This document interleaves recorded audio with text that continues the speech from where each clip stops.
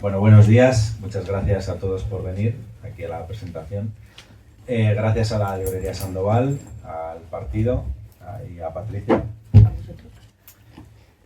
Bueno, primero pediros disculpas porque es la primera presentación que hago, o sea, no... Así que no sé cómo saldrá esto. Bueno, voy a leer un poco brevemente una biografía de Patricia. Patricia nace en Barcelona en 1993. Si digo algo mal, Vale. Es graduada en Sociología y en Economía. Es socia editora de la editorial Apóstrof. Ha trabajado en distintas editoriales y colabora en medios como El Cuaderno del País, Cataluña Plural, Postcultura, La Trivial y Alternativas Económicas. En 2019 publicó su primera novela, Sueño contigo, una pala y cloroformo. Y en 2023 publicó este maravilloso ensayo que venimos a presentar hoy, Tu precariedad y cada día la de más gente, desigualdad y ansiedad en el siglo XXI. No sé si me he dejado algo. No te he dejado nada. Muy bien. Vale. Bueno, Patricia y yo ya habíamos hablado, ya nos conocíamos de antes, por otros proyectos, otras historias. Y la verdad es que tenía muchas ganas de que se presentara el libro aquí. Ya lo habíamos hablado en el partido. No sé si lo había hablado a lo mejor con Esther, con Juanfran, con David. Pero la verdad es que cuando lo leí me fascinó. Me fascinó porque pone en contexto toda esta realidad que nos está dando en la cara, que es el tema de la precariedad.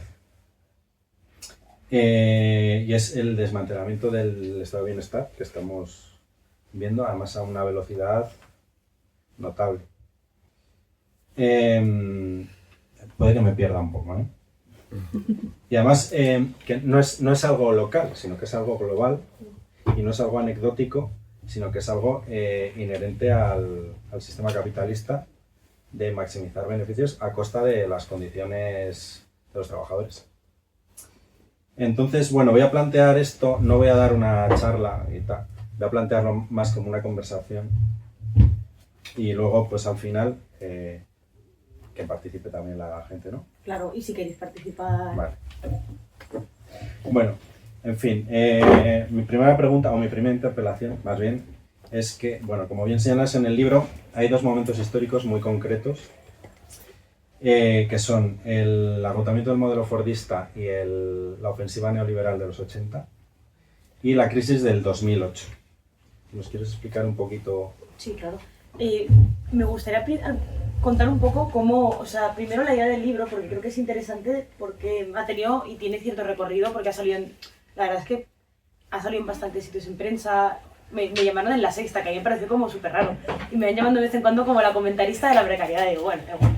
Pero la idea era hacer algo breve, porque a veces los ensayos que tratan cosas económicas o sociales, se intentan hacer como extremadamente académicos y muy largos y muy densos, y entonces no llega a la gente en general. Que no no le va a llegar a todo el mundo y no todo el mundo lo va a leer, pero sí que es verdad que a veces dificulta mucho que llegue a gente que le pueda interesar y que no tenga el tiempo o los conocimientos suficientes para eso. Entonces, la idea del libro era cómo hacer llegar cosas que todos vemos en la tele, en las noticias o sentimos, y que te llegue a ti, que lo puedas leer y que puedas entender dónde te sitúas tú como persona trabajadora puteada, porque al final yo creo que todos estamos muy puteados desde hace muchísimo tiempo, y hay gente que o no se da cuenta o siente como una tristeza o tal y no lo ve. Y era un poco como un mapa de si tú vas aquí en el mundo, estás aquí y el mundo es una mierda, porque bueno, pues hay una serie de razones objetivas y no son tu culpa. Eso yo creo que era importante, porque a veces hoy en día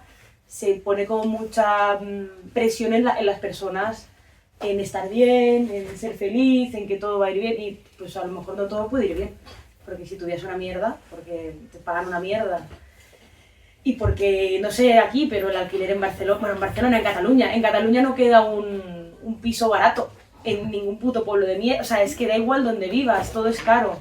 Pero bueno, cuando viví en Cuenca también, solo alquilaban pisos a funcionarios. Me enteré de que si no eras funcionario no te alquilaban un piso, y fue como muy divertido.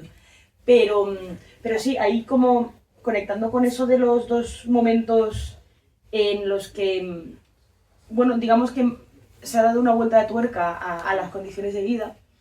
En España la ofensiva neoliberal esta de pues, lo que se dice, ¿no? De Thatcher, de Ronald Reagan, aquí en realidad es Aznar. Es Aznar, Felipe González, para que nos situemos un poco históricamente de dónde venimos. Entonces, claro, aquí con una democracia que se estaba implementando, pues Felipe González sí que hizo algunos recortes o procesos de privatización y de desmantelación de industrias, pero no se notó realmente, o digamos que como se estaban construyendo servicios sociales como el sistema de escuelas o la sanidad, hay como es ambivalente, pero luego con Aznar yo creo que todos vemos en los 90 como es una derechización de la sociedad enorme. En Cataluña también con Jordi Pujol, yo creo que esos discursos además castigaban mucho como pues al pensamiento de la gente de clase trabajadora, porque era como el discurso este de la clase media aspiracional, que ha calado muchísimo, pero solo comienza en este país Aznar, básicamente. Y luego tenemos, y bueno, el tema del 2008, de la crisis de la vivienda, en realidad viene de políticas que había implementado Aznar, que es muy importante entender dónde están los grandes cambios de este país en cuanto a políticas públicas y privatizaciones.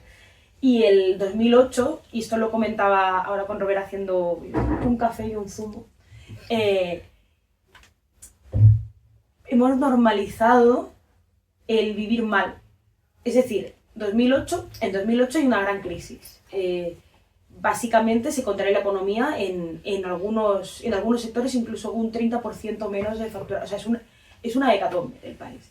Y se devaluó internamente, es decir, nos rebajan el salario, las condiciones de vida y salimos adelante. Y entonces en algún momento nos prometían que bueno, eso era un ajuste temporal y que en algún momento pues íbamos a volver a tener unas condiciones de vida iguales.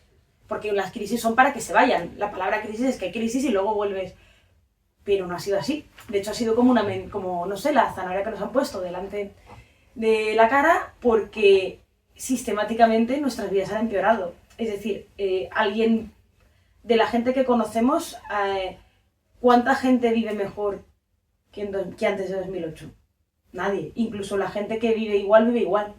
Por lo tanto, quiere decir que si estamos en 2024, estamos en 2024. Sí. Vale. Estamos, vale. Joder.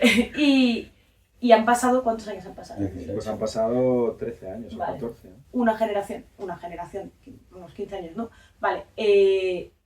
Claro, hay muchísima gente que si en 15 años tu vida no ha mejorado y que solo, como mucho, la has aguantado, quiere decir que en realidad ha sido peor. Porque se supone, o la retórica que nos dicen, no, es que tu vida cada vez tiene que ir a mejor, ¿no? Pues tenía una profe en la universidad que era muy graciosa porque la tía decía que en 100 años su bisabuela había sido, no como era, su abuela era analfabeta, su madre sabía escribir y era profe de universidad, y digo, bueno, hacía unos saltos aquí un poco, y decía, bueno, pero nuestra idea de familia y de prosperidad como es ir creciendo, ir a mejor. Espero que antes de 100 años nos vaya mejor la vida, pero la idea de que tu vida siempre iba a mejor, yo creo que desde 2008 nadie puede decir que su vida va mejor, como mucho la aguanta, y eso en los discursos políticos no resuena. Es decir, estamos en 2024 y pedimos que no privaticen la sanidad, intentamos, no sé, remunicipalizar cosas o que suban el salario mínimo, pero todo el mundo ha olvidado el horizonte de, joder, pero es que estamos muy puteados. Y para mí eso es un problema como país, porque también a partir de 2008 pues crece un montón todo, aún más el sector servicios, la turistificación, y que el modelo que tenemos de país también viene de una serie de decisiones que se toman entonces. Claro, además es que esto además ya pasó en otra presentación.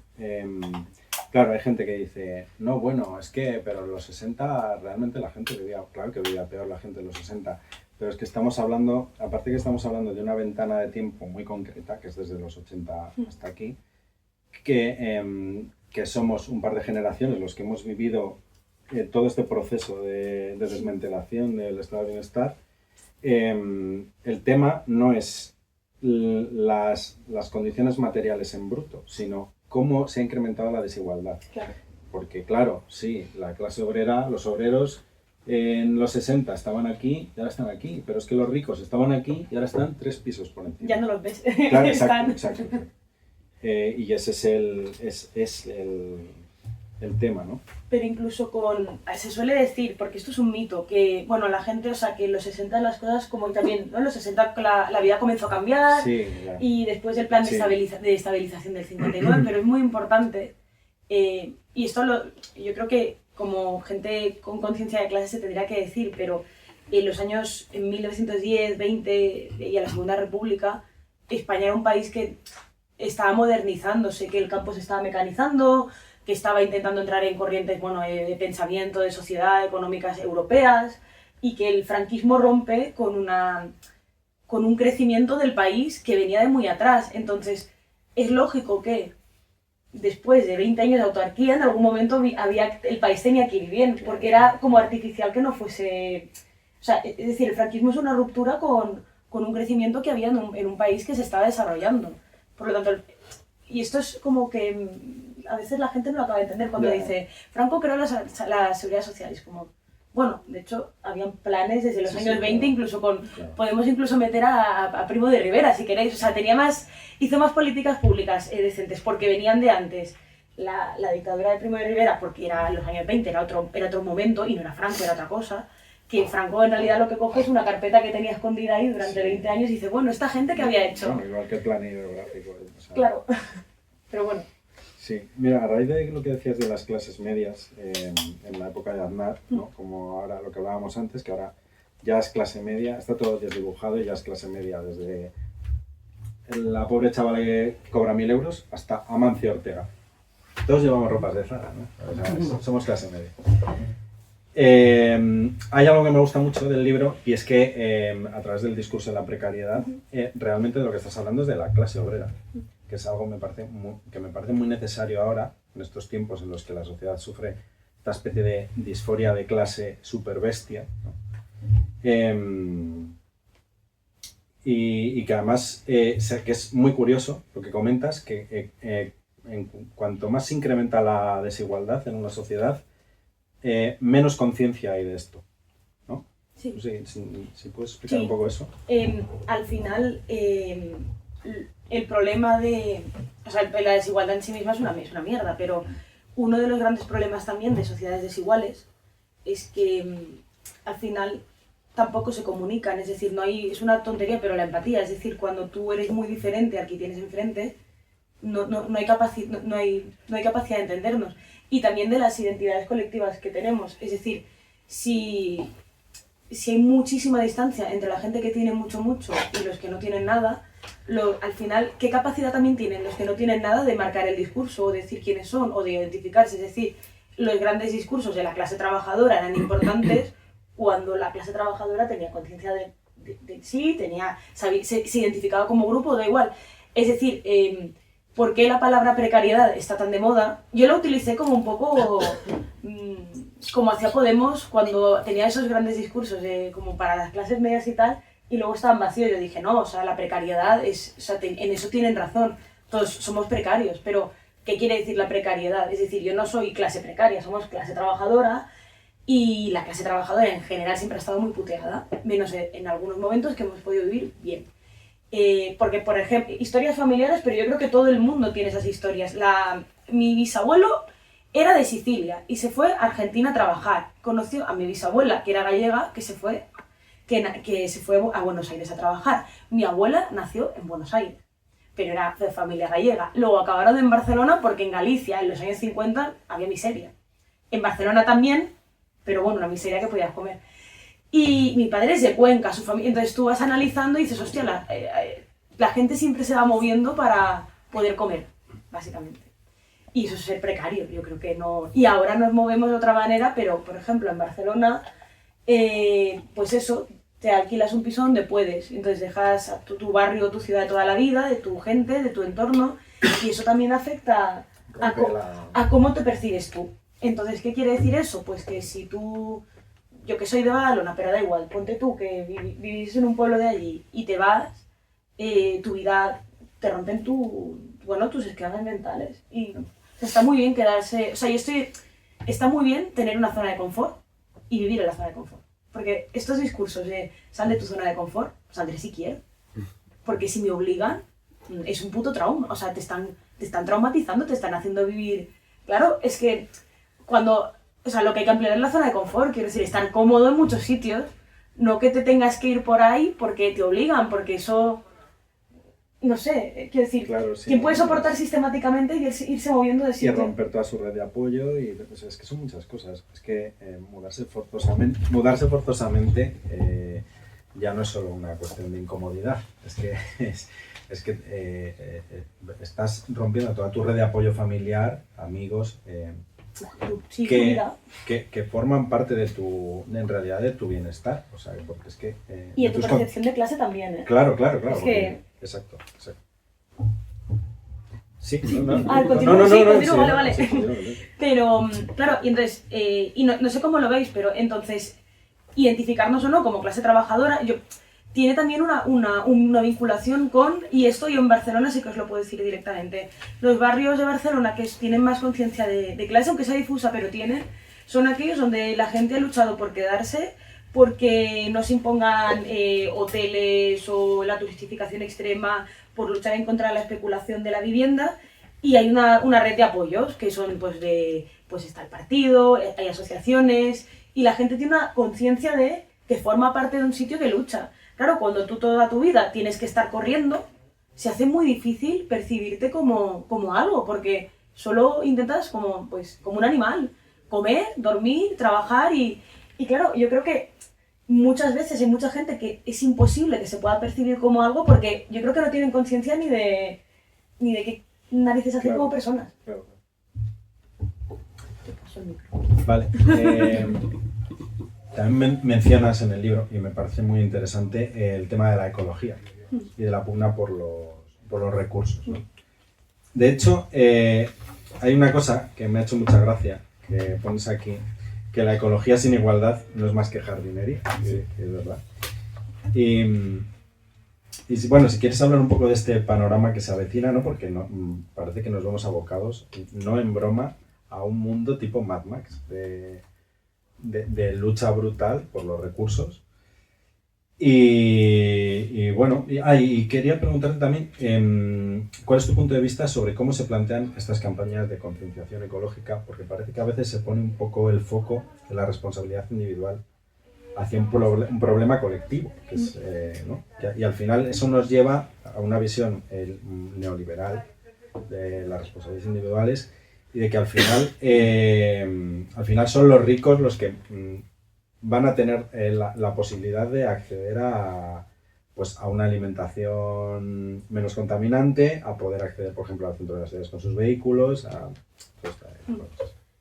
Es que lo que en el libro decía, y sale, es para mí lo más gracioso que tiene el libro, es una tontería, pero donde vivía antes había un BBVA o un Banco Sabadell, da igual, uno de estos dos. Y había como un cartel que ponía, ¿sabías que cada español contamina o hasta CO2? Era una talla tamaño 37-47, está en el libro porque lo busqué.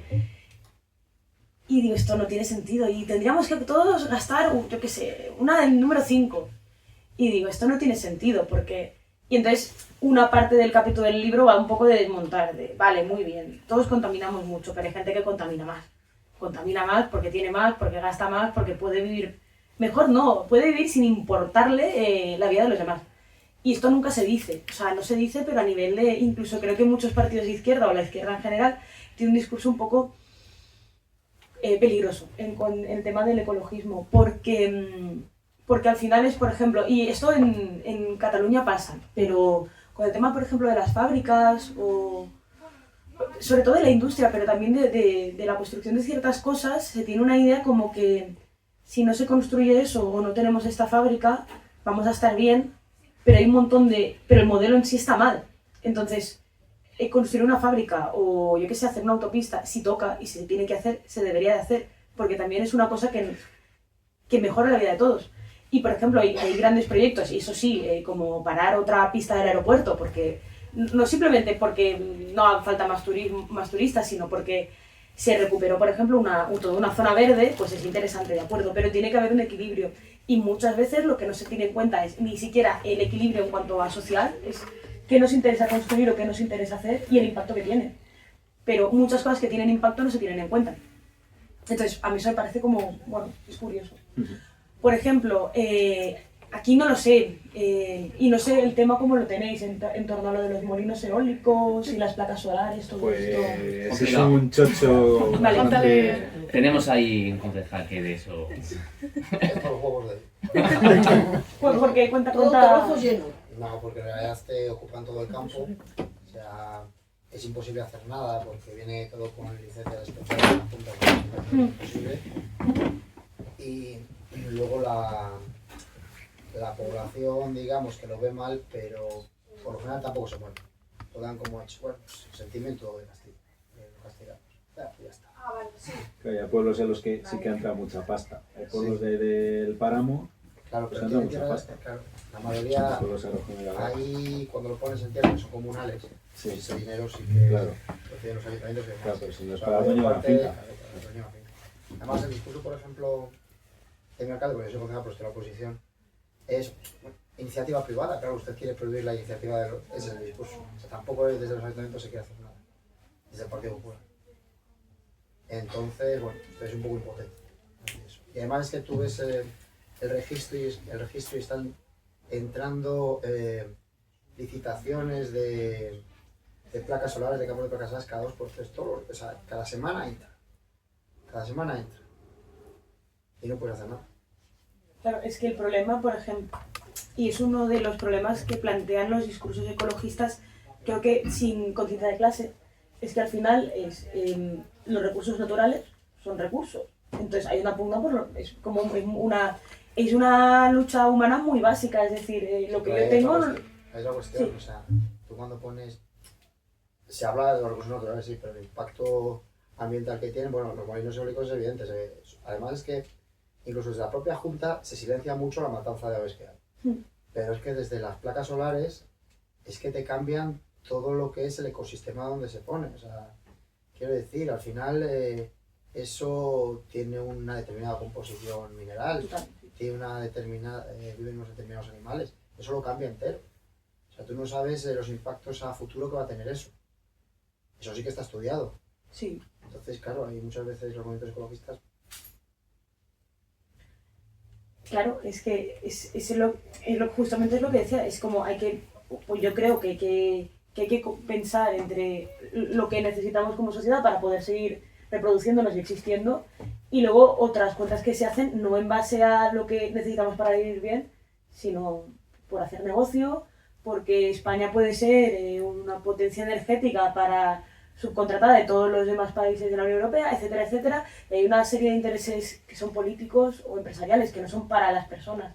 Y yo creo que, y sobre todo, viniendo la carretera Teruel-Cuenca, que es lo que conozco bastante, y además lo ves cómo va cambiando, está llenísimo de placas solares, de molinos de viento, y no vive nadie.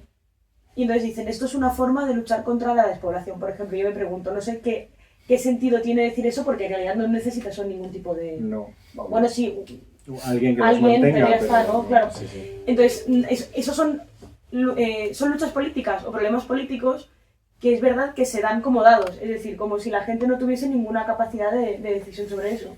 Independientemente que en los pueblos la gente no lo perciba como que puede hacer algo, pero en general... La gente que está organizada sí que tenemos que hacer algo, porque si no al final, otra vez, con la excusa de un momento histórico en cuanto a, no sé, no es que se acabe el petróleo, pero bueno, un cambio de modelo muy bestia, Claro. Y eso es doctrina del shock, en plan te meten otro modelo, te meten otra serie de cosas que ya vienen decididas, en las cuales no podemos volver a decidir, y entonces, ¿para qué sirve la democracia? Aquí hay un problema, por un lado, y esto es quizá más yendo al tema de cómo afecta a la gente, pero en Cataluña el año pasado, con el tema de la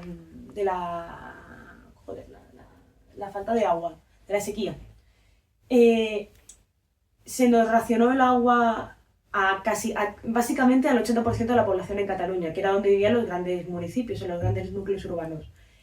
Pero los turistas no tenían ningún tipo de restricción.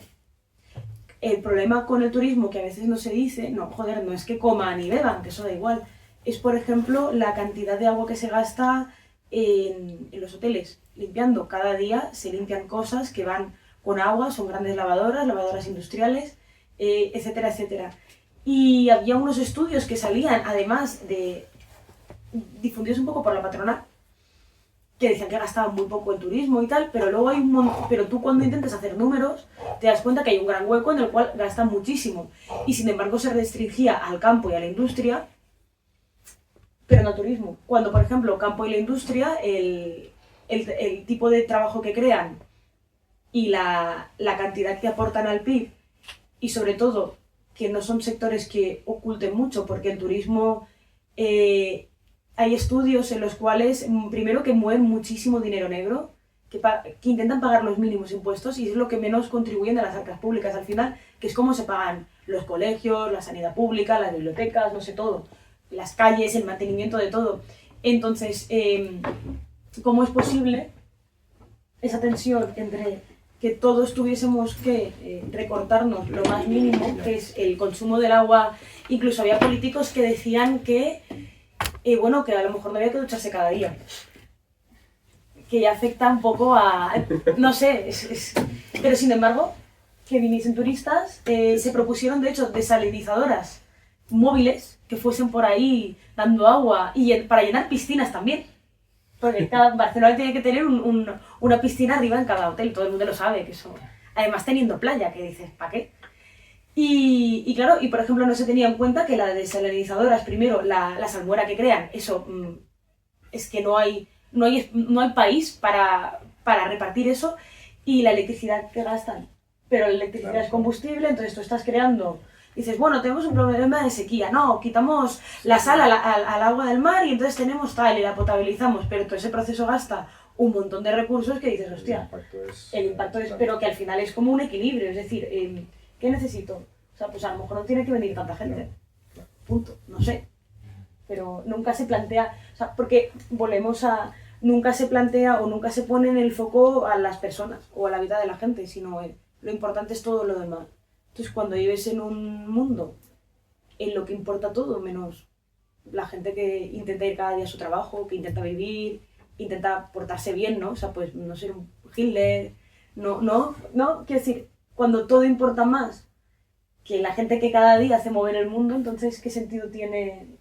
Como una reflexión así. Claro. Planteas, no la tenía apuntada, pero me acabo de acordar. Venga. Planteas como solución el tema de la renta básica ante la desigualdad. Bueno, pues si nos querías hablar un poquito de esto, sí. Y porque claro, tiene una doble lectura el tema de la renta básica. Porque hay una visión desde el neoliberalismo de la renta básica también, que esto lo han debatido ellos, de que, vale, yo te doy este dinero y tú con este dinero te compras tu sanidad, te compras tu educación, sí. Todo privado, y ideal, la sociedad liberal ideal, ¿no? Entonces, que es un peligro porque al final la renta básica se va a tener que implementar de alguna manera, tarde o temprano, yo lo veo así, porque cada vez hay menos trabajos, y sí. Es así, la gente tiene que vivir porque si no, la gente se acabará comiendo a los ricos. No sé, ¿cómo sí, lo ves? O sea, no, intenté, o sea, hay como dos epílogos porque no quería tampoco que... Lo digo porque sé que como tenemos como una disputa entre pues, el trabajo garantizado, la renta básica, y puse una propuesta que me parecía interesante, que era lo de la industria activa, porque España es un país muy desindustrializado, independientemente de que siempre... Da igual como sí, solo... O sea, ahora hablamos de la renta básica, pero quise poner como una política pública decente que tiene en cuenta la iniciativa privada, que es... Bueno, industria activa quiere decir que el Estado puede ayudar a empresas privadas a establecer industrias aquí, pero también tiene que haber un interés colectivo, es decir, que el Estado pueda decidir aquello que ayuda a construir y a que funcione, hacia dónde va, que es un poco una pequeña parte de planificación de la economía desde el Estado. Se puede compartir con la iniciativa privada. A mí me parece que como vivimos, a lo que aspiramos ahora mismo es a la socialdemocracia, y daríamos gracias. Al menos pedir que ya que pongo dinero pueda decidir, porque me encanta cómo se han, salvado bancos, salvado empresas, dado pasta yo en Cataluña os puedo decir con el tema de Nissan, de SEAT, y se les da dinero y no puedes decidir lo más mínimo. Aquí en la Junta, creo que es la Seguridad Social de los Trabajadores, los paga la Junta de Castilla y León, ¿no? Creo que sí. Creo que en Renault, la subvención que se lleva Renault, esa Seguridad Social, la paga la Junta de Castilla y León. Pero entonces, si tú ayudas, porque creemos que nos interesa colectivamente tener eso como sociedad, podrá decidir algo de la sociedad sobre eso, un mínimo, es decir, al menos lo que aportas como Estado. Eso por un lado, que para mí era muy interesante porque es como la democratización de la economía, porque se habla mucho de democracia y se habla mucho de votar y bueno. Pero luego nadie puede decidir o no tenemos ninguna capacidad de decisión en qué tipo de modelo económico queremos. Entonces hay que poner o intentar atar a la economía, es decir, que la economía sea un motivo de decisión colectiva también, o sea, porque esto que dicen, no, vamos a que se crea empleo, y ya, pero ¿de qué tipo? Porque la gente que tiene pasta siempre piensa, no, esto de crear empleo, pero solo crea empleo de mierda. Entonces cuando tú tienes que vivir toda tu vida como trabajador y lo único que te esperas son trabajos de mierda y dices, pero yo puedo votar, y te dicen, claro, tú puedes votar, pero ¿el qué puedo votar? Porque al final es, vale, yo voto un partido que tiene tal, pero luego ese partido saca, no sé cuántos diputados, 70, 40, ya no sé cuántos hay. ¿Cuántos tenemos? 300 tipos. No, nosotros, pero 30. 30, vale. Con 30 diputados, pues no cambies el mundo. Bueno, 30. Pero, claro, entonces, creo que no solo debe de depender de nuestros partidos, de la gente en la que nos sentimos representadas en el Parlamento, el hecho de que la economía sea motivo de democracia, sino debe ser un problema como españoles, el hecho de hacia dónde vamos como potencia económica en el mundo, es decir, qué queremos, o sea, al menos poder decidir algo, porque si no se puede decidir nada, Claro. eso ya te viene dado, entonces por las élites eso les mola mucho, ¿no? Porque al final se convierten, y sobre todo los partidos de izquierdas a veces, en una especie de... ¿cómo diría? No sé, de tercer sector, de un poco de asistencia social. Entonces nos encargamos, pues como las monjas, de los niños, de las mujeres, no, quiero decir, de los viejos, Sí. de los animalitos que se mueren, pero, y si tiene esa percepción, entonces no, o sea, eso está muy bien, pero hay que decidir sobre cosas que están por encima de todo eso, que a veces no se nos permite. Y el otro, lo de la renta básica. Lo de la renta básica, yo tuve alguna movida, porque... en el fondo hay que mirarlo como una política pública más, es decir, es una opción entre muchas otras para intentar vivir un poco mejor. Puede funcionar o no. Ahora, yo creo que es una medida que a corto plazo puede cambiar la vida a mucha gente, porque vamos a poner el ejemplo, una mujer maltratada que se quiera ir, que o haya tenido trabajos de mierda o nunca haya trabajado y tenga 2 hijos y viva con su marido. Y se quiera ir porque, yo qué sé, le está maltratando y le pega y depende su vida de ello. Pues no es lo mismo tener un mínimo Claro. que es tuyo como persona por existir, que no... Y luego con un poco de asistencia social y de tu gente y tal, que no tener nada y caer en una red de apoyos muy débiles. Entonces, es un ejemplo, otro ejemplo que puede... O sea, es un mínimo vital para poder funcionar, no es ideal, con eso no cambiar la estructura de clases. Y de hecho, a mí me parece bien que sea en cuanto que eres ciudadano, por lo tanto que sea para todo el mundo. Luego los ricos que lo devuelvan, o la gente que gane dinero vía con la renta, por ejemplo.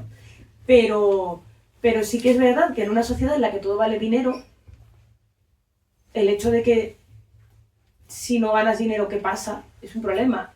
Es decir, antes yo que sé, mis abuelos o mi padre, cuando vivían del pueblo, la gente no necesitaba, y esto es una cosa que a lo mejor no nos damos cuenta, pero la gente no necesitaba dinero para vivir. Existía porque tenía su casa, porque yo que sé, tenía gallinas, tenía cosas, se intercambiaba, Claro, vivimos en una sociedad donde todo cuesta dinero, entonces los que no tenemos dinero, ¿qué hacemos? Subsistimos siempre. Hay muchos países en Europa, los nórdicos, pero otros también en Francia y tal, que de cierta forma ya van dando dinero para muchas cosas. En Francia, por ejemplo, si tienes un hijo te dan 150 euros, si tienes 2, 300, que es una mierda porque está ligado a tener hijos, pero es una forma de intentar dar un poco de dinero a la gente. En los países nórdicos se dan 200 euros más o menos a los estudiantes. Bueno, se intentan hacer propuestas en las cuales se vaya metiendo un poquito de dinero a la gente, a sectores sociales que no tienen. Yo creo que es más justo que todo el mundo tenga dinero y que quien tiene más que luego lo devuelve, punto. Es una herramienta muy potente para la negociación colectiva también, sí, para claro. el tema de la renta básica. Sí. Ya no hay la presión esa de... Lo que pasa es que, claro, hay que ver si se implementasen estas cosas, lo que decíamos, a ver cómo se implementan. Sí. Porque, ¿qué haces? ¿Te cargas todos los subsidios y todos los...? No, claro. no, es una de más. Tiene que ser una de más. Claro. Pero, por ejemplo, tuvimos una... Yolanda Díaz, perdonad por la crítica, pero es que hubo una medida que no me gustó nada. Aquí se llevan bien las críticas. No, pero hubo esta medida en concreto, porque como economista, es que lo de la herencia, una herencia básica universal, que en Francia son... De hecho, el libro está basado mucho en estudios de los economistas en que se basan muchos de sumar, porque a mí me gustan mucho, pero siempre cogen las peores ideas. Esto no lo entiendo. Porque Thomas Piketty, que tiene una escuela de economía en París, es muy interesante, pero tienen un montonazo de propuestas y siempre se cogen las más pequeñas, peor pensadas, no lo sé. No sé quién lo lleva, pero me da rabia siempre que lo veo porque digo, se fijan en gente que en socialdemócratas correctos, pero no en aquello que dices, hostia, que es que allí ponen mucha pasta en investigar. Entonces, la herencia básica universal, es que estoy en contra de la herencia básica universal. ¿Por qué? Por ejemplo, porque rompe la solidaridad intergeneracional. De hecho, yo, cuando hicieron esa propuesta, dije que no ganen, porque como mi hermano, encima que, o sea, lo digo como una tontería, pero digo, encima que mi hermano ha tenido la vida más fácil, le van a dar dinero, y yo que tengo 30 años, que cualquier día me quedo en la calle, o sea, es como, me parece tan injusto, pero además, ¿qué se proponían? ¿20.000 euros? No me acuerdo. Era algo así, era una cantidad muy pequeña. La idea original eran como 200.000 también. Pero ¿por qué estoy en contra de cosas así? Porque se escogen colectivos en concreto, como son, por ejemplo, los jóvenes. Pero sujetos a la edad y no a la renta. Que Exactamente. Claro. Y luego crea un conflicto generacional. Claro, claro. Porque además toda la gente que ha vivido la crisis de 2008 y que se ha comido la pandemia también y tal, dices, hostia, para mí no hay Estado, para mí no hay bienestar, para mí no hay como esa seguridad que le quieres dar a una persona que comienza, cuando además nuestras generaciones son las que se han comido los grandes recortes.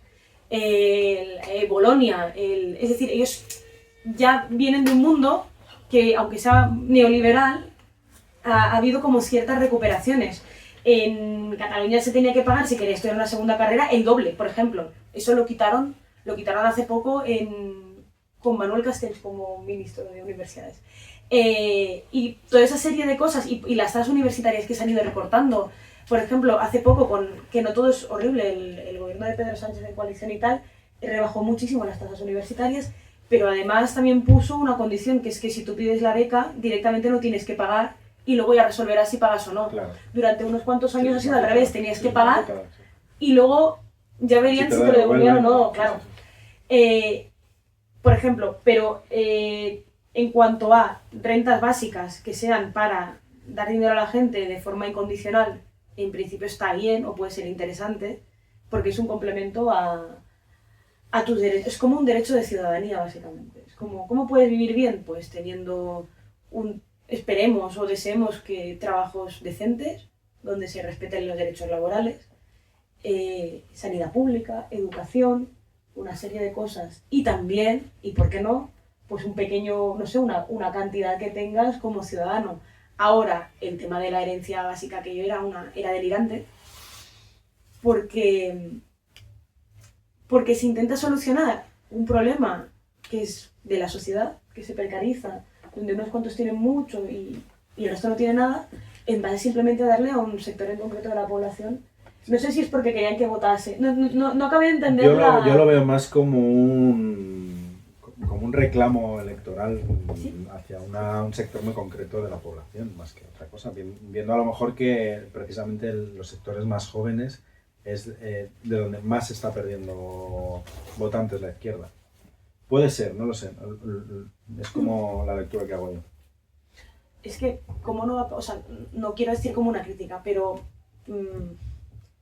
mi sobrina tiene 15 años y claro, para ellos el mundo es como tú solo contra el mundo, no sé, es como un... ha vivido en su vida consciente, Sí. ha sido de la pandemia, el gobierno actual, entonces esa gente más joven, en realidad, por eso cala ese discurso de no, vivimos en una dictadura, no sé qué tal, porque es que La cuando libertad. su vida consciente ha empezado con unas restricciones de la hostia en pandemia.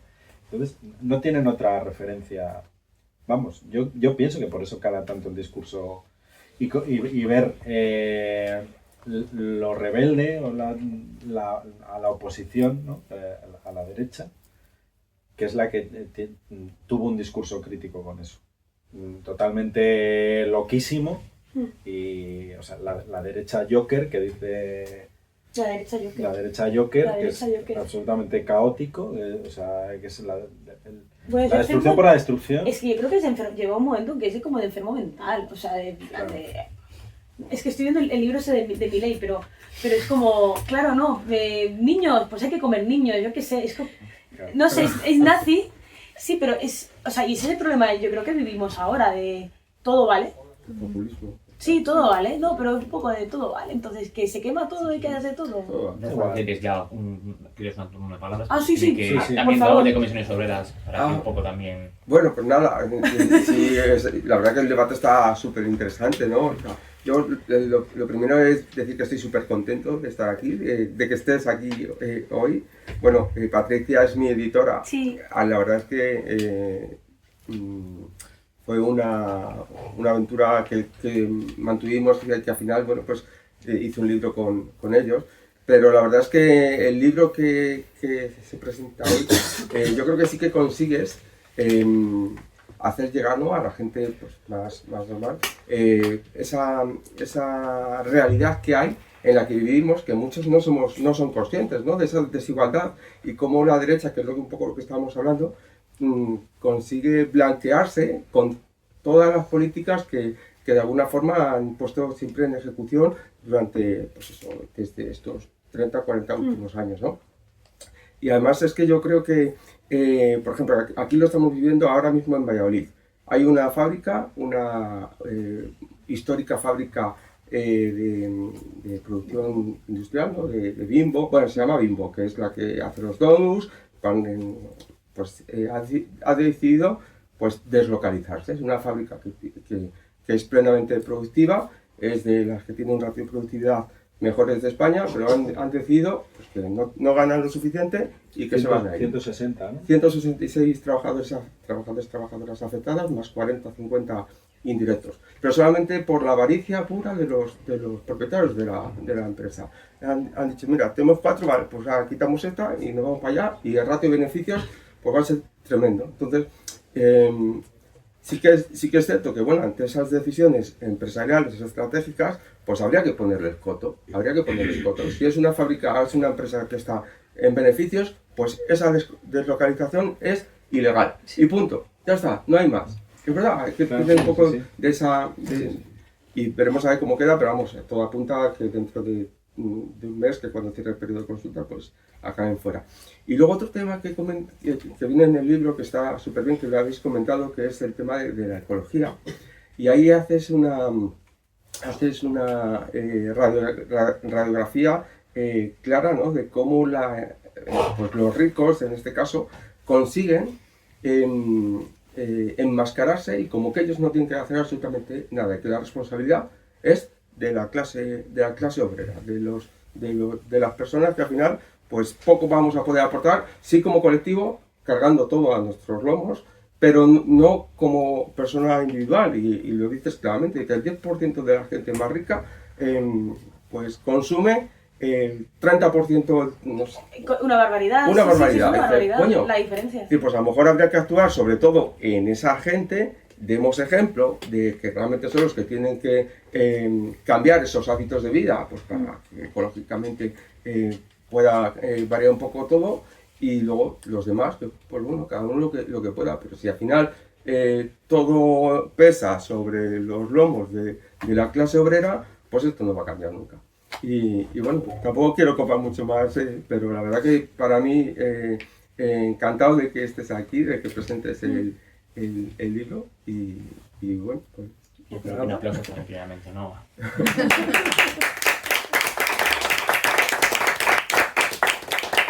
Pero hay una cosa de lo de... No sé si conocéis a Taylor Swift. Sí. Taylor Swift, vale. No, lo digo porque tengo una amiga que le encanta... Bueno, a mis amigas les encanta. Y yo siempre les paso noticias de lo que contamina el jet privado de Taylor Swift tal. Y claro, al final es... Y es un ejemplo porque creo que no es una mala persona, aunque tenga mucha pasta la tía esta, porque tiene mensajes, pues yo qué sé... Pues si seguro que hay una guerra y matan a niños, pues a favor de los niños. Mira, si fuese europeo a lo mejor estaría a favor de Palestina incluso porque tal, pero no deja de haber una contradicción muy grande en cuanto que es el ejemplo perfecto de que aunque tenga una buena conciencia como persona con dinero, hay un conflicto muy grande en que toda su actividad va en contra de todos nuestros intereses. Como el pobre de Hollywood. Wow, ¿no? Es como claro. el pobre de Hollywood que luego... Pero me parece el mejor ejemplo porque creo que no es mala, o sea, no tiene un mal ejemplo en nada de lo que hace, pero sin embargo con el jet privado gasta, yo qué sé, lo que a lo mejor gasta todo Valladolid, lo que sea, y ese es el problema de nuestro mundo, que nos dicen, yo qué sé, deja de comer carne, o sea, que si tenemos que dejar de comer carne, se deja de comer carne, es decir, si socialmente es la solución, joder, pues qué bien, tenemos una solución. Claro. Que, yo qué sé, pues en realidad la dieta mediterránea es como muy sencilla, es menos carne, tal, perfecto. Pero el problema es que hay una serie de gente que está por encima del bien y del mal, que nunca les afecta y son los que han creado el problema. Entonces, como o sea, mi padre no decidió irse a trabajar a una fábrica, le obligaron a irse a trabajar a una fábrica. Ahora está mal, o sea, el sistema industrial está mal porque envenena el planeta, de acuerdo, pero... También envenena el planeta la construcción de placas solares o de que todo... Y es que más recursos en el tercer mundo. Joder, y los Tesla, que todo... Ahora no, la solución es el coche eléctrico. Un coche que antes valía, yo qué sé, un Fiat 500, que es un pequeñito, que hay en Barcelona hay mucho. Cuidado que el secretario trabaja en el sector. Vale, no, pero es un ejemplo de que intento mirar como la comparación de precios. Un Fiat pequeño que valía 15.000 euros antes del tema sobre todo la subida de precios durante la pandemia y todo esto y tal, pongamos 2016 o 2015. 10 años después, un coche muy parecido pero eléctrico, ¿vale? Lo miré hace poco, valía como 32.000, 33.000 euros y digo, wow. Y un coche de 16.000 euros, soy pobre, pero bueno, con un crédito y tal, o me ayudan mis padres, puedo comprármelo. 32.000 euros es la entrada a un piso, al que nunca me compraré, pero porque no lo tengo. Pero wow, un coche pequeñísimo, que tiene una autonomía, y dices, o sea, ¿para quién es este modelo? ¿Para quiénes son las soluciones al planteamiento que se está haciendo en cuanto a los recursos energéticos? ¿Para quién son?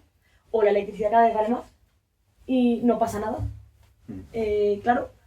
Y entonces te intentan decir, no, pero todos tenemos que participar de la solución. Y es como, pero si yo solo sufro el no tener Aparte de que en un marco capitalista, cuanto más la sociedad use la electricidad, más se va a encarecer todo. Más se va a encarecer. Entonces, claro, al final, ¿quién va a poder usar todos esos dispositivos?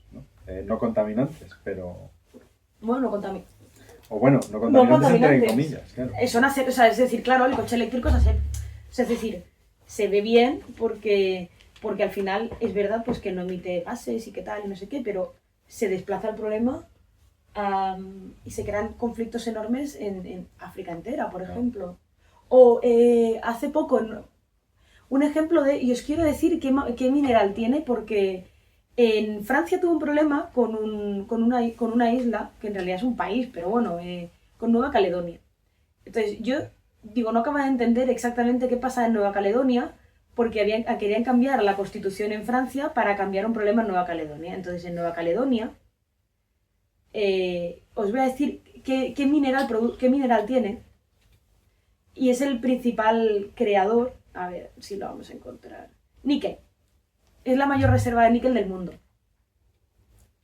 que se necesita para un montón de cosas que están. Entonces dices, claro, desplazas el problema a sitios que de vez en cuando te molestan en las noticias, pero la gente no entiende, y entonces la gente dice, se están quejando porque se quejan en una isla perdida del mundo. Es como, no, les están puteando porque tienen níquel. Y en África con un montón de cosas pasa lo mismo. se está metiendo China en África, pero da Creo, igual, el creo que problema con el será- petróleo hemos visto y estamos viendo bastantes No, vale. cosas. O sea que, sí. Mira, Que al final- una cita que dices Sí. en el libro, que dice, el gran secreto, bueno, es una cita de Moore, ¿no? Dice, el gran secreto y el gran logro de la civilización capitalista ha sido no pagar sus facturas. Y es que es verdad, o sea, realmente es como que vivimos en una burbuja donde la clase capitalista, los que manejan los hilos, ¿no? Pues consiguen que de alguna forma no se vea realmente esas intenciones que, por ejemplo, estás diciendo con lo de la isla. La gente dice, bueno, pues vale, venga, eso es un problema que viene derivado, vamos a hacer un referéndum y lo cambiamos, pero realmente hay intereses por detrás que son las que gobiernan pues todo. Si no, ya ir a Estados Unidos a poner una democracia. Claro. Donde Si queréis haya- abrir una ronda de preguntas para que la gente... Ah, sí, pero, pueda- o sea, por favor, Si preguntad, queréis, si no... si queréis hacer una pregunta, si queréis, levantad mano y os coge Roberto un poco palabras. Venga, coges palabras.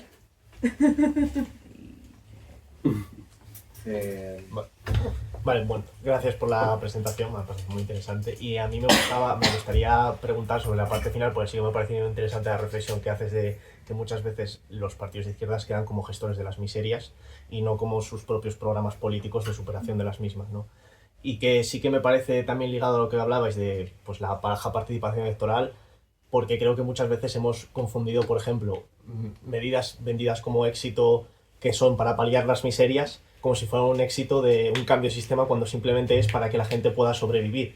Eso a mi forma de ver no es un éxito, sino es algo necesario, pues si no la gente se muere. O sea, y por eso, por ejemplo, el caso de lo que planteabas de la renta mínima, evidentemente sí, pues la gente que no tiene, pues ahora tiene, puede subsistir, ¿no? Pero yo creo que ahí sería un error, por ejemplo, que nosotros mismos vendíamos eso como el gran éxito, El gran triunfo, sí. el gran triunfo de la clase trabajadora, cuando lo único que has hecho es que las miserias del capitalismo ahora las paga el Estado. Sí. Entonces ahí habría que saber enfocar cómo dar ese discurso de, mirad, no tenéis nada, el Estado palia esto, pero por estas condiciones porque sois clase trabajadora. No como, mirad qué bien que os hemos dado la paga mensual, ¿no? Que creo que ahí es donde no estamos sabiendo incidir.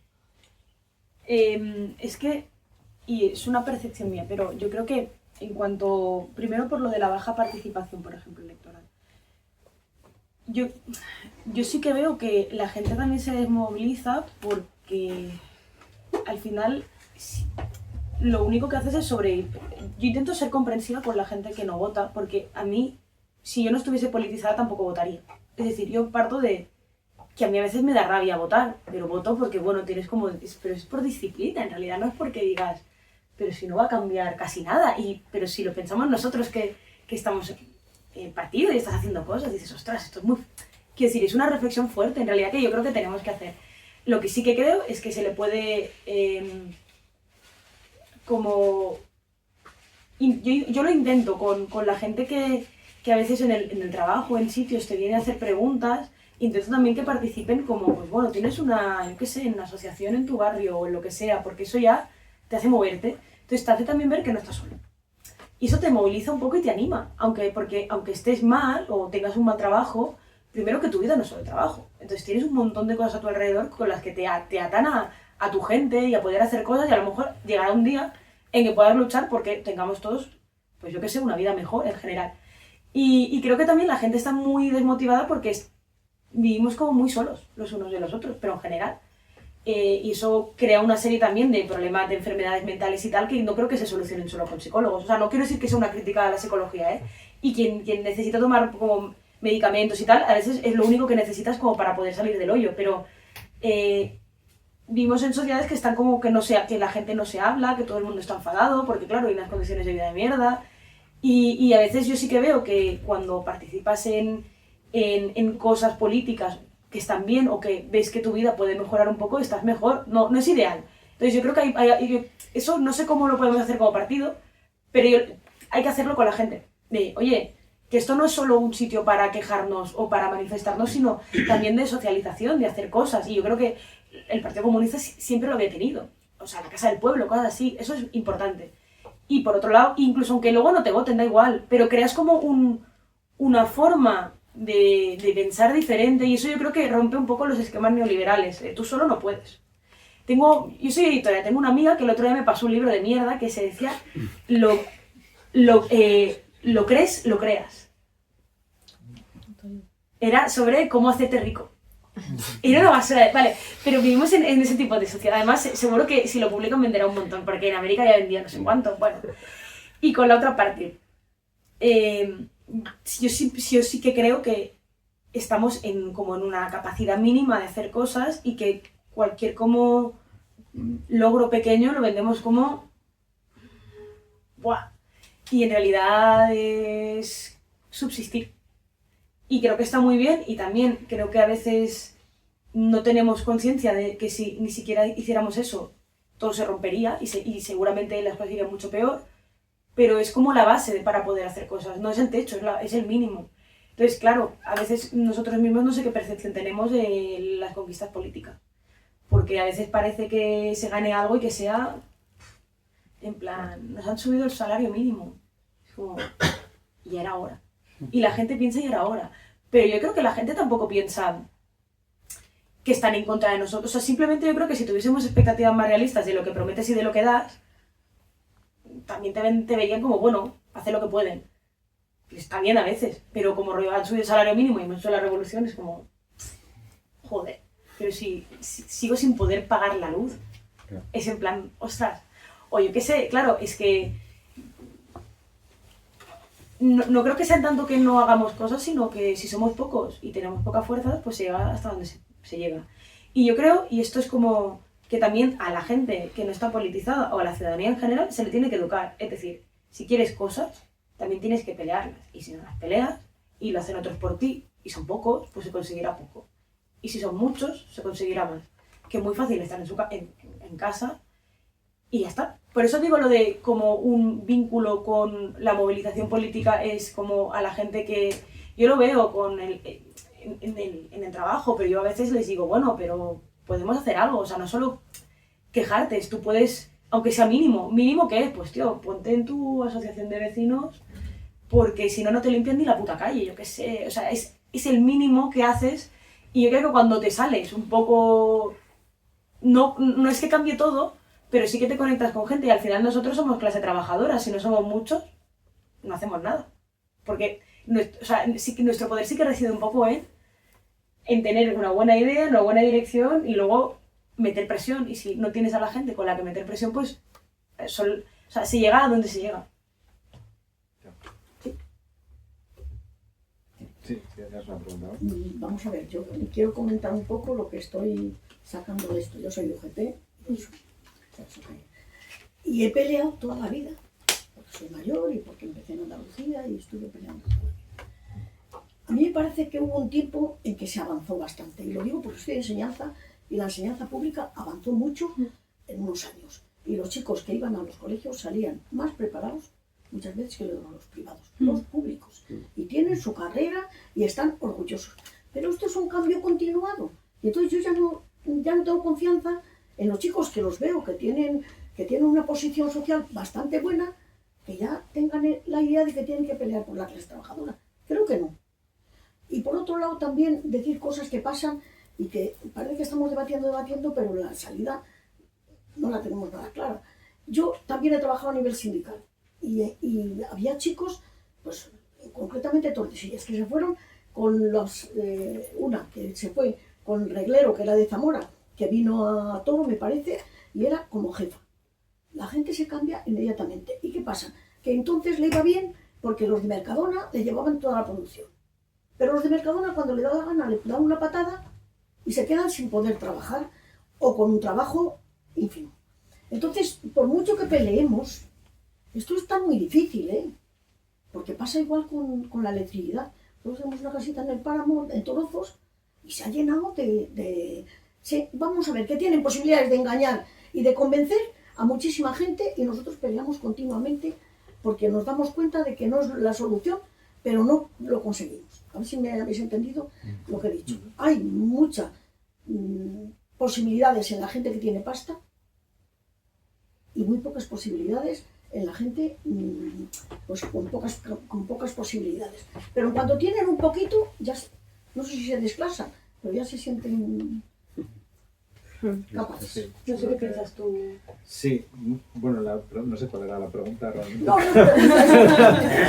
Pero sí, es lo que hablábamos un es poco. una reflexión Sí, que he vivido mucho pero- y no le veo Sí, salida. pero por eso es lo que hablábamos antes de a lo mejor de que es importante colar, como decías tú el otro día, ¿no?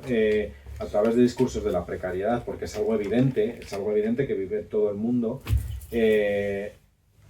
colar de alguna manera el discurso de la clase De obrera, clase, de la sí. identidad de clase, Mm. ¿no? Porque ahora mismo pues salió hace poco las estadísticas de cuánta gente se sentía de clase obrera en los 80 y cuánta gente se sentía de clase obrera o a finales de los 80 y cuánto ahora. Y ahora era como un 17% o un 13%, una cosa ridícula. Todo el mundo se cree clase media. Yo es una reflexión. O alta. O alta. Alta porque viven en un barrio que estará alto, porque si no, no sé. Porque... Esto, mira, ahora te contesto, pero me hace mucha gracia porque en Barcelona, no, en toda Cataluña se ha llenado de pisos, aquí no lo sé, pero que todo el rato ponen pisos de lujo, alto standing. Entonces yo siempre hablo con mi pareja y digo, ¿y no hay de bajo standing? En plan, yo soy pobre, yo quiero un piso de bajo, o sea, pero todo es de lujo, todo tiene piscina, en plan placas solares, 4 habitaciones. Dice, pero ¿quién va a vivir aquí? O sea, medio millón de euros, o sea, en plan de... Ese es el tema. Y tomo alto standing, alto standing, alto standing. Y esto también es un discurso de... o sea, yo creo que solo es un discurso de marketing, es hacia la gente. Sí, sí. ¿Cómo te percibes si tú compras un piso de alto standing? Que eres rico. Claro, Rico no, endeudado para toda tu puta Claro, vida. Y tus hijos, si tienes, heredarán deudas. Y si no, eso irá al banco otra Pero vez. es alimentar la rueda aspiracional Pues eso. absolutamente... No creo que todo esté perdido, ¿eh? Yo creo que... No creo, hay realidades evidentes, es decir, hay muchísima gente... O sea, España es un país en el que hasta los años 80 había gente analfabeta. Hoy en día no, o sea, hay indicadores sociales que son muy buenos. Hay muchísima gente, hijos de la clase trabajadora, que han podido aspirar a más, en el sentido que han podido estudiar, que son educados, que tienen carreras, que tienen medios y formas de vivir mejor. Lo que pasa es que sí que hay un problema de que yo creo que no nos entendemos o de recuperar o de unir un discurso en la que tenga cabida gente diferente. Me da igual si es un discurso de clase lo que sea, pero socialmente necesitamos como unirnos. Cosas buenas y malas del 15M y de todo el proceso que hubo en aquel momento es que parecía que sí, pero al final sí que a mí me parecía peligroso y lo ha sido, en realidad era muy individualista. Porque a mí no me van a dar la oportunidad y yo lo he peleado, entonces no lo tengo. Y yo creo que es más qué modelo queremos de sociedad. Es decir, tú quieres vivir bien o quieres vivir mal, pero porque tu vecino también te importa y porque mi padre me encantaría que no tenga que vender el piso para que tenga que irse a una residencia. No sé, o sea, quiero decir, es porque quiero que todos vivamos un poco mejor, no porque a mí no me hayan dado oportunidades, porque eso es muy relativo. Es decir, claro, si tú estudias 3 máster, haces 2 doctorados y tal, llega un momento en que hay un límite social en que un país te puede dar un trabajo. Otra cosa es que todos tengamos que tener trabajos decentes y que un trabajo no sea aspirar a trabajar en un McDonald's o en hostelería toda la vida. O si trabajas en hostelería, que sea decente, que sea dignamente, porque hemos condenado la hostelería y en Barcelona se nota mucho. La hostelería es un trabajo solo de gente migrante, Claro. gente que viene, que en cuanto puede... Y además, y los buenos sitios sí que ves camareros de toda la vida. Y ahí sabes que cobran dinero, que tienen su familia, que no son esclavos. Pero hay una distancia social enorme. Y hay que pelear por eso. Aunque esa gente no vota, es que da igual, o sea, es porque es para todos. Porque, y si tú tienes mala suerte en la vida y tomas malas decisiones o lo que sea, y acabas en la calle o acabas teniendo, bueno, tiene que haber una serie de cosas en las que puedas vivir bien. Y claro, y yo creo que lo que sí que hay que meterle muy claro a la gente en la cabeza es que la vida tiene que ser vivible. En plan, que no tiene que ser como sobrevivir. No, que, o sea, ya está, o sea, estoy cansada de tanta gente que dice como un sentimiento ahí de angustia y tal. Es como, tenemos que vivir una vida en la que no parezca que nos persigan. Y hasta que no lo consigamos, pues es un problema político. Pero sí, encuentras en la calle personas mayores que si tienen un piso... Yo el otro día me peleé con 2 personas que venían en el autobús, que iban a mi barrio en el autobús, porque tenían un piso y no querían emigrantes. Pero si este país ha sido de emigrantes. Y ya cuando me cansé, los abordé.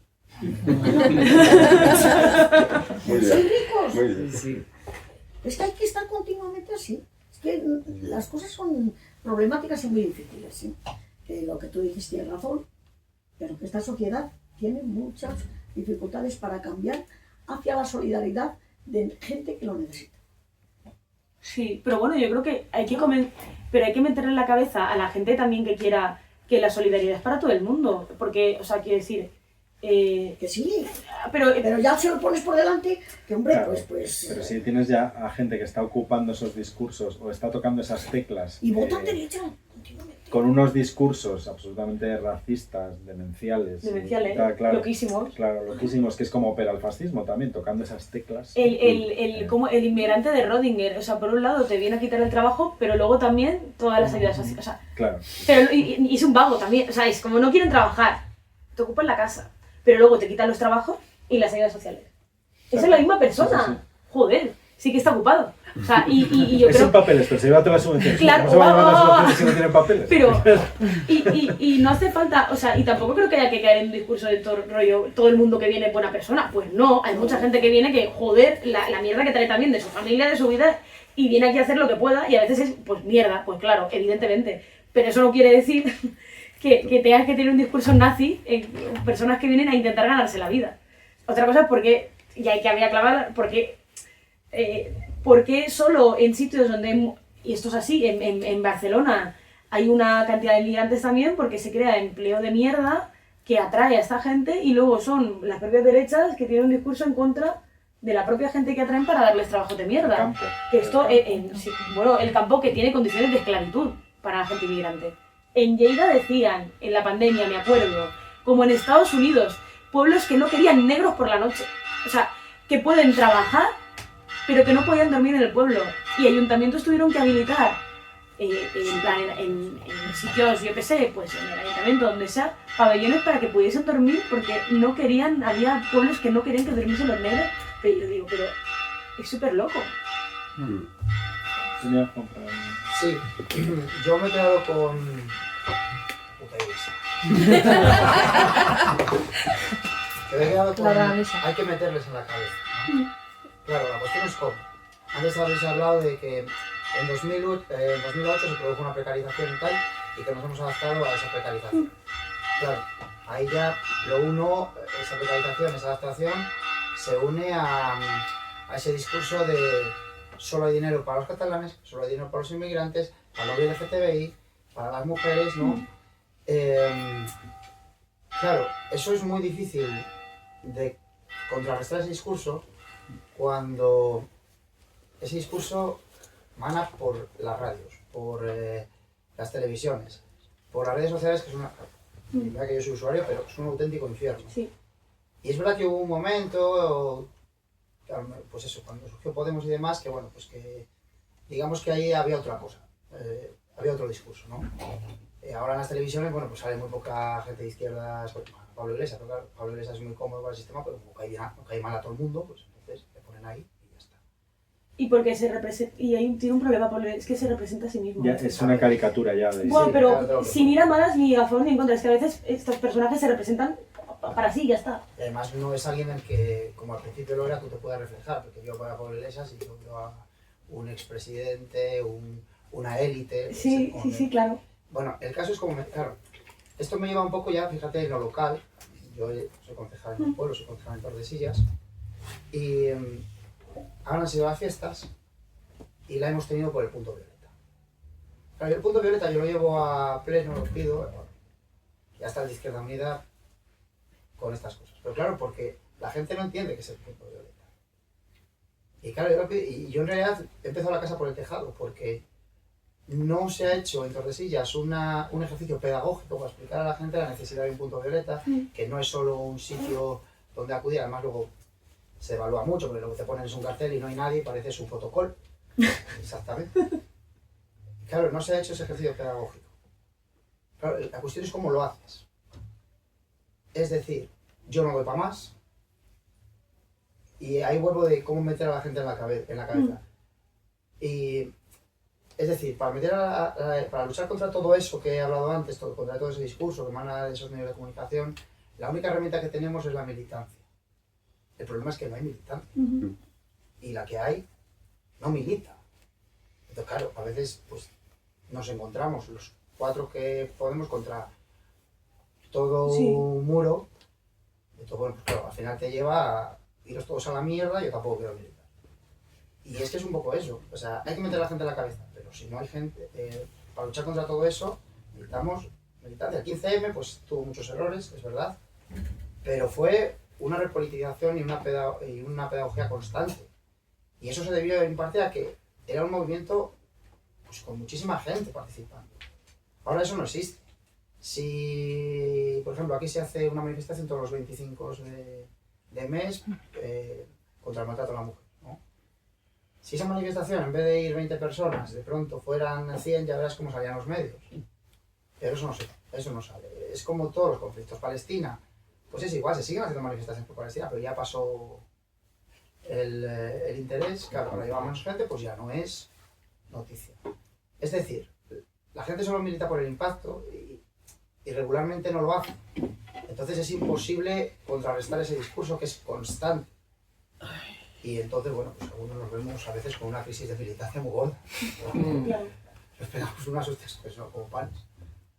Lo que sí que pienso es que, y esto no sé, pero de hablarlo con gente de sindicatos allí, de asociaciones o sea, cuando a veces hay acciones que tienen éxito en cuanto a movilización de gente y cuando no. Y, por ejemplo, el feminismo. Claro, el feminismo si se moviliza siempre no tiene... Es decir, concreta todos los esfuerzos en una o dos cosas que sabes que va a captar la atención no solo de las tuyas, sino de un montón de gente. Y también un punto, y yo creo que el 15 meses sí que estuvo guay, de volverlo el sentido común. Es decir, en un pueblo tiene una fiesta a que la gente entiende la función de la policía. Te puede gustar o no, pero la gente entiende la función de la policía. Pues un punto violeta es igual. Porque al final hay un problema que sería ideal no tener un punto violeta, pero como lo necesitas porque se crea una cierta inseguridad para las mujeres en ciertos entornos, hay que meterlo como, bueno, en realidad es una forma de control social. Y incluso en gente más conservadora, de hecho, tratarlo con mucha pedagogía de, bueno, a ti te gusta que haya policía, pues el punto de no que sea la policía, pero está para preservar el orden, o sea, para que haya fiesta, no para que no la haya, nadie te va, o sea, no van a echar a los hombres ni nada de eso, entonces, cuando estás solo, yo creo que sí que hay que actuar con mucha pedagogía y si hay alguna batalla que no se puede hacer, no se hace. Me sabe mal, o sea, no quiero decir que no haya punto violeta, pero hay que ser realista.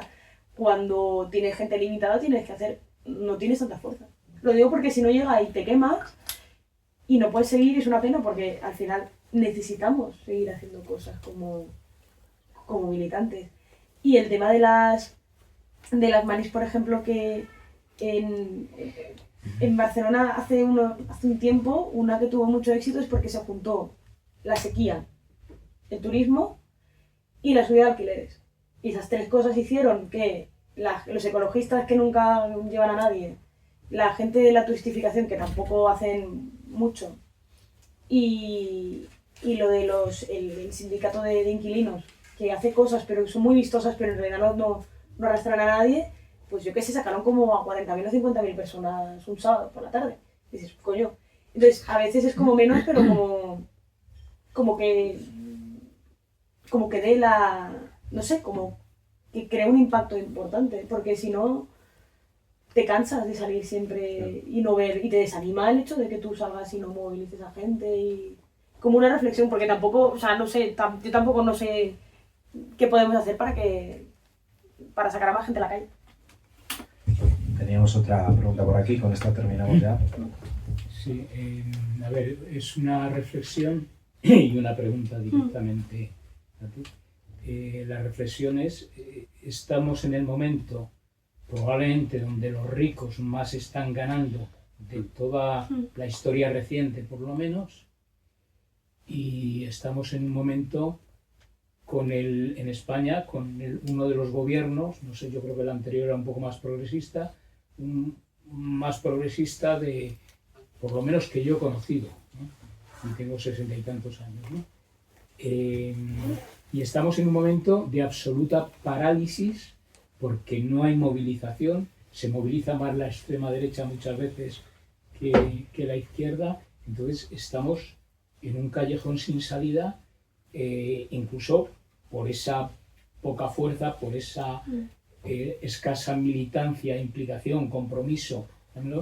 Entonces yo no veo que haya fuerza en este momento como para presionar al Partido Socialista, que probablemente sea el Partido Socialista más de izquierdas que ha habido, pues de los que yo he conocido por lo menos en la época de la transición para acá. Entonces, claro, yo creo que es un callejón sin salida porque la izquierda, llamémoslo Sumar, fuerzas nacionalistas y Podemos, tiene poca fuerza y está fragmentadísima por intereses, yo creo que muchas veces personales. A mí me parece que hay un callejón sin salida. Esa es una reflexión. La pregunta es, se está hablando ahora del modelo de financiación autonómica, que es esa sanidad, esa educación y esos servicios sociales que has comentado en algún momento. Y claro, aquí nos acordamos de las regiones más ricas, que de alguna manera detrás de las regiones más ricas, bueno, pues se vive algo mejor. Pero claro, ni Extremadura, ni Asturias, ni Castilla-La Mancha, bueno, Castilla-La Mancha pues está de las infrafinanciadas. Entonces, a mí me parece que es un debate muy complejo, pero ahí la izquierda yo no la veo con fuerza, con propuestas. O sea, hay un pacto que no sabemos en qué terminará, porque a mí me parece muy bien que cosas que han ocurrido en Cataluña y quién está incluso, pero o sea, yo no sé cómo poder abordar todas estas cosas, sobre todo el tema de financiación. Y bueno, se me ha olvidado en la primera parte hablar de que estamos en un momento en que tributan nada los ultrarricos. Claro. Entonces, claro, pero es que no hay fuerza suficiente, ni parlamentaria ni popular, para cambiar eso. No sé si...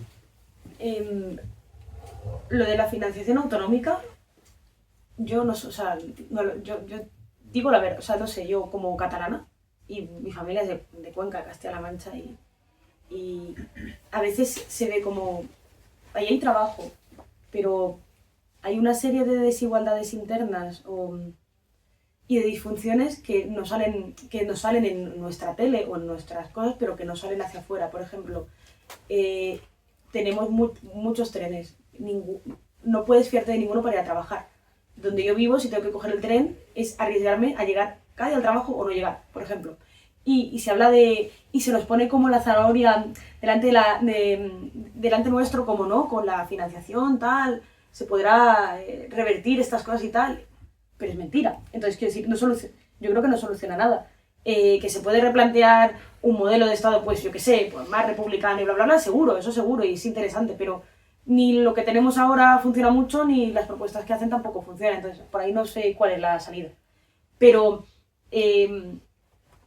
sí que hay un punto en el cual creo y se está avanzando a ponerle coto a las grandes fortunas, básicamente porque creo que, y no solo pasa en este país, pasa a nivel europeo, se están dando cuenta de que es que no cuadran los presupuestos, o sea, es imposible de cuadrar las cuentas así, porque es como si tienes un saco y está roto y siempre intentas contar y siempre se escapa el dinero.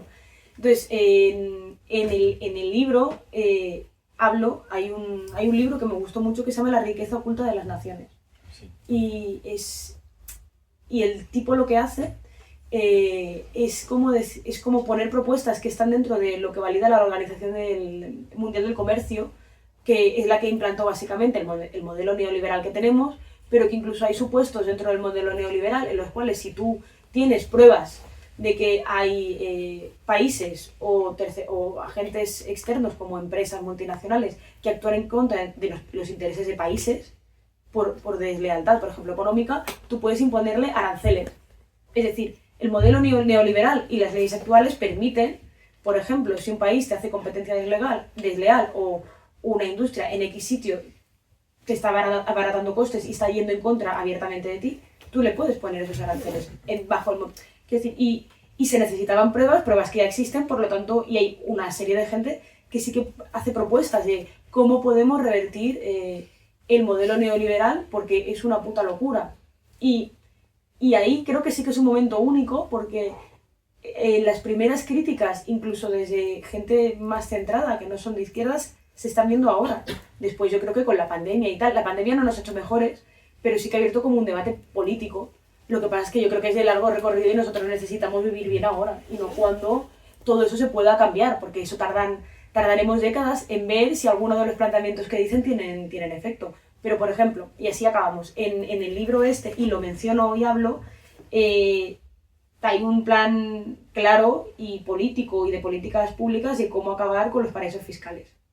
Porque no puede ser posible que nosotros tengamos que pagar un montón de impuestos como país y como personas, luego las grandes fortunas y países enteros, como puede ser Andorra o incluso Suiza, Irlanda también, puedan irse de rositas. Es decir, puedan coger todas las grandes fortunas, ser a través de empresas pantallas y tal, y permitan, a través de una ingeniería económica, el dumping fiscal. O sea, es que no... Claro, se van a ir todas las Bimbo y todas las... Es que es imposible luchar contra eso si no se hace a nivel estatal. Por suerte sí que ya hay propuestas... O sea, hay gente que va más allá de lo que... de gente comunista como nosotros y tal, que se ha dado cuenta que eso que no es viable para las economías de los países. Es que yo creo que también bajo el esquema neoliberal ha habido una huida hacia adelante y mucha ignorancia. Y que no se ha combatido.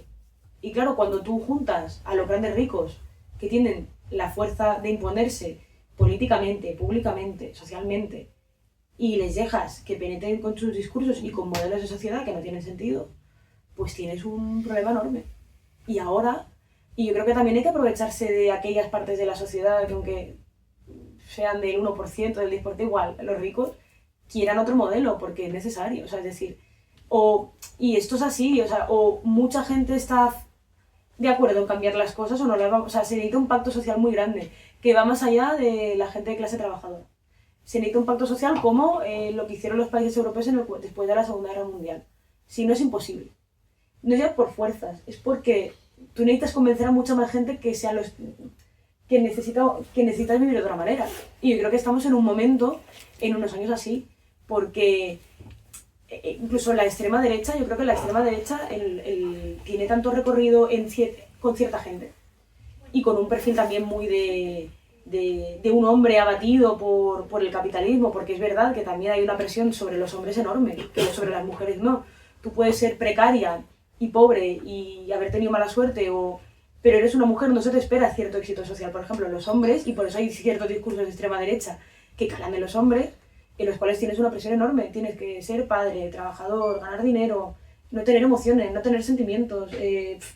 Y claro, al final petas. Y no es una justificación, pero creo que se necesitan como una forma de comprensión diferente de decir, bueno, como son tíos y son potenciales maltratadores, entonces votan a la extrema derecha. Es como, no hay un problema social con una parte de los hombres.